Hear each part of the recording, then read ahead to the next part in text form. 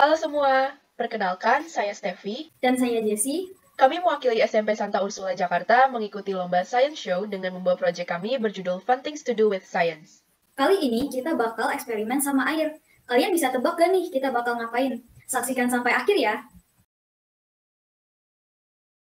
Letakkan 160 gram baking soda, 80 gram citric acid, 40 gram tepung jagung, dan juga 1 sendok makan bubuk buttermilk di dalam mangkuk. Campur sampai rata. Jangan lupa tambahkan essential oil secukupnya.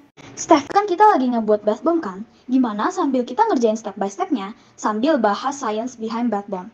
Boleh banget nih, aku mau kasih tahu bath bomb itu apa sih? Nah, bath bomb adalah hasil produk spa yang banyak dipakai sebagai campuran air untuk mandi atau sekedar berendam di dalam bathtub. Bath bomb ini akan menimbulkan reaksi meletup dan mengeluarkan busa ketika dicelupkan ke dalam air. Komposisi citric acid dan baking soda adalah bahan utama yang bisa membuat bath bomb bereaksi. Warnai dengan buah kering ataupun bunga kering. Campurkan rubbing alkohol ke dalam campuran bath bomb lalu campur semuanya dengan cepat. Campur terus sampai adonannya bisa dibentuk. Bentuk dan hias bath bomb sesuai selera. Padatkan bath bomb, jangan terlalu padat dan jangan terlalu kopong. Nah, oke, aku lanjutin ya. Kenapa bisa reaksi tersebut terjadi? Ketika natrium bikarbonat bersentuhan dengan air, molekul natrium terlepas dari bikarbonat. Pada saat yang sama, citric acid akan larut. Jika ion hidrogen yang dilepaskan dari citric acid bertemu dengan bikarbonat atau baking soda, akan muncul reaksi lain. Karbon dioksida dilepaskan dan membentuk busa di air, dan akan mengalir ke permukaan dengan bunyi seperti soda. Tapi ya Jess, dengar-dengar bath bomb nggak disarankan untuk digunakan secara rutin, khususnya jika seseorang memiliki kulit sensitif. Cukup berendam selama 10-15 menit, lalu bilas dengan sabun mandi agar kandungan kimia pada bath bomb bisa terbilas bersih. Nah, terus ada banyak manfaat nih jika menggunakan bath bomb, yaitu mencerahkan kulit, mengurangi efek penuaan dan menghaluskan kulit, tubuh menjadi rileks, membuat tubuh lebih wangi, pelembab kulit kering dengan vitamin A, B6, B12, dan vitamin E. Kesimpulan yang bisa kita dapatkan dari eksperimen adalah tidak semua orang bisa menggunakan bath bomb. Jika orang yang tidak bisa menggunakan bath bomb mau mencoba, bisa membuat sendiri tanpa campuran citric acid. Nah, gelembung-gelembung dan suara yang menjadi ciri khas bath bomb, kita ketahui berasal dari karbon dioksida. Buat bath bomb udah, terus apa lagi ya, Steph? Bath bomb kan berhubungan sama air. Kita buat sesuatu yang mengandalkan air juga yuk. Tapi bedanya, ini adalah miniatur dari sebuah alat yang bermanfaat banget loh bagi kehidupan manusia, khususnya pada zaman dahulu. Wah, apa tuh, Steph? Yuk kita buat water wheel. Water wheel atau kincir air itu pertama kali dikenalkan pada abad ke-18 oleh George Sorocold. Nah, beliau adalah seorang insinyur. Beliau berniat untuk membuat suatu alat yang berguna bagi manusia dengan pembuatan kincir air ini. Betul banget, bahkan saat ini kincir air masih digunakan loh di daerah pedesaan, seperti untuk menghasilkan listrik yang dapat menyalakan lampu untuk penerangan di malam hari. Ya udah, kita masuk aja yuk ke cara pembuatannya. Lanjut ke pembuatannya yuk. Pertama-tama, bolongi sisi samping tutup botol dengan solder.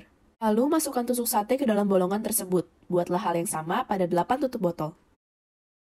Buatlah 8 bolongan pada sebuah tutup botol. Kemudian masukkan 8 tusuk sate beserta tutup botol yang sudah dilem. Nah, ini akan menjadi bagian dari kincirnya. Untuk tiang penopang kincir dapat dibuat menggunakan stik es krim yang disusun. Kemudian pada bagian atasnya dapat dibolongi menggunakan solder. Pastikan simetris ya. Buat tangki airnya bisa dari toples plastik bekas, kemudian diberi bolongan depan belakang. Lubang depan untuk tempat keluarnya air, sedangkan lubang belakang posisinya lebih tinggi dari lubang depan untuk perputaran air, di mana air yang keluar akan kembali lagi terserap sedotan dan masuk ke dalam tangki. Karena untuk menggerakkan kincir, maka posisi tangki sudah semestinya lebih tinggi dari kincir, maka dapat dibuat tiang penyangga tangki dari beberapa kayu bekas. Kembali ke kincirnya, kami juga membuat roda pada sumbu kincir dengan dinamo yang nantinya terhubung dengan tali benang. Bagian ini penting banget, di mana kami membuatnya dengan memotong pensil, lalu dibuat jalur pada bagian tengah potongan tersebut secara melingkar. Nantinya bagian ini akan mengalirkan gerakan dari kincir menuju dinamo, sehingga bagian drive shaft dinamo akan berputar. Bagian ini berfungsi meneruskan perputaran ke dinamo sehingga energi akan diubah oleh dinamo dari mekanik menjadi tenaga listrik yang dapat membuat lampu menyala. Untuk menyambungkan aliran dari dinamo ke lampu dapat menggunakan kabel buaya yang sudah dikelupas sedikit ujungnya. Nah, baterai disambungkan menggunakan 2 kabel buaya, di mana satu kabel menjepit lampu dan ditempelkan pada bagian kutub baterainya. Begitu pula pada kabel satunya. Baterai di sini berfungsi untuk semakin mendukung energi yang dihasilkan oleh perputaran kincir untuk menyalakan lampu, sehingga lampu dapat menyala lebih terang. Nah, berikut adalah kincir air yang sudah kami buat. Dari sini kita jadi tahu nih bahwa prinsip kerja kincir air melibatkan energi potensial air yang turun dari tempat yang lebih tinggi mengalir ke bawah. Derasnya air ini akan menggerakkan kincir sehingga berputar pada porosnya. Kincir ini juga dihubungkan ke dinamo melalui sebuah tali. Saat kincir berputar, drive shaft pada dinamo pun ikut berputar dan menghasilkan energi mekanik. Dalam dinamo, energi ini diubah menjadi energi listrik yang dialirkan menggunakan kabel menuju lampu sehingga dapat menyala. Baterai di sini kami gunakan untuk semakin mendukung pencahayaan.